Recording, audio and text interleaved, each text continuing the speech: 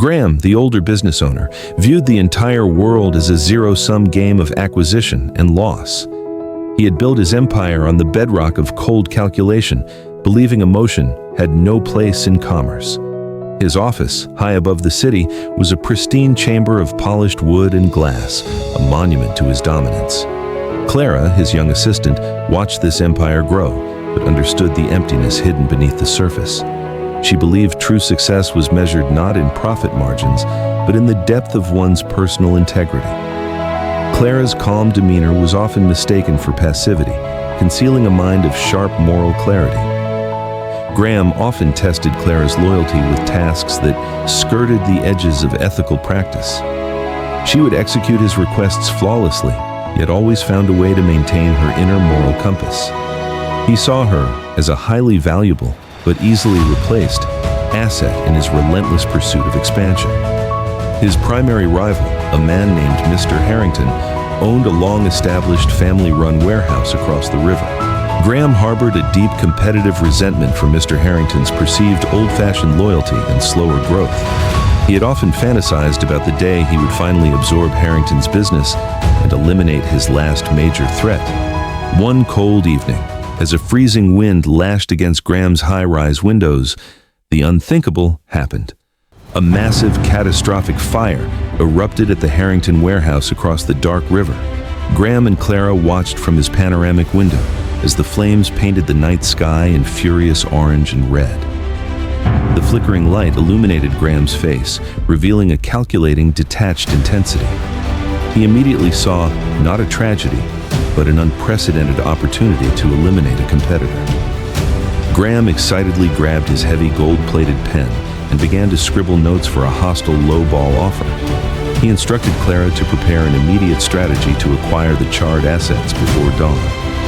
His sharp, steely gray eyes were filled with the cold thrill of an impending, ruthless financial victory.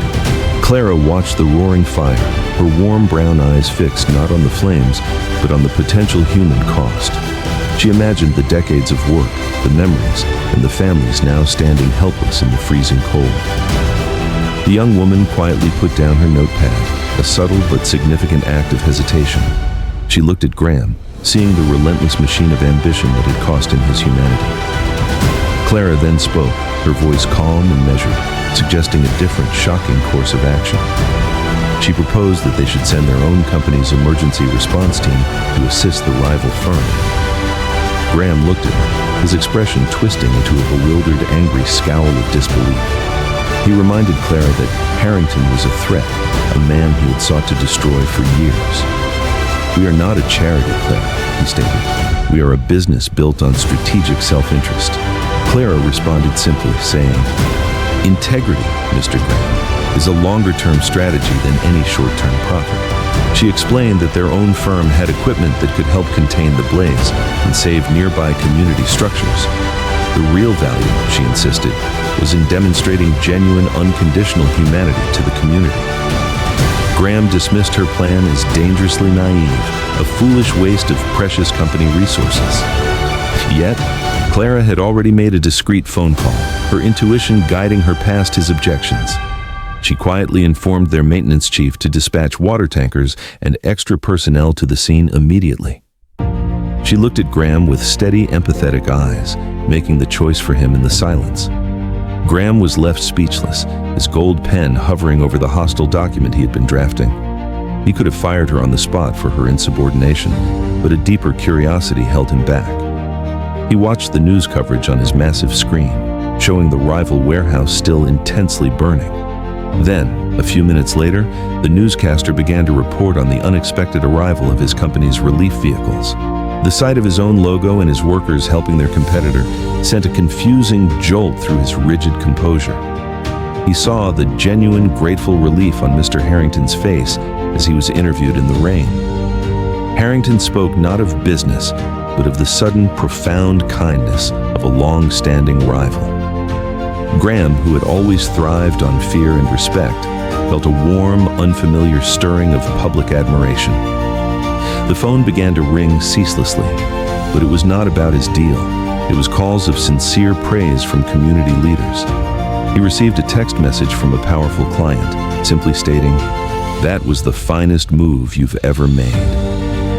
Graham sat back in his expensive leather chair, the planned hostile bid now feeling distasteful and cheap. He realized that the brief selfless action had instantly generated more goodwill than a decade of advertising.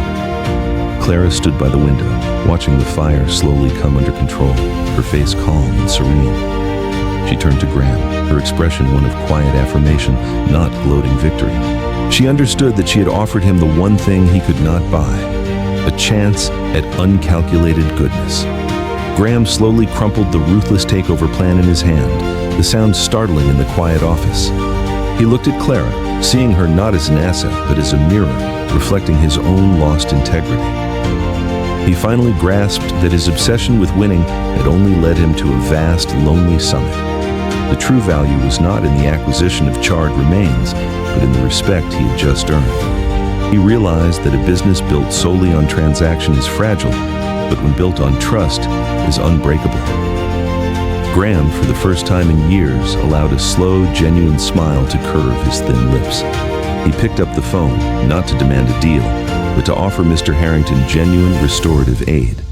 He began to learn that building up his rival, rather than destroying him, somehow made his own foundation stronger.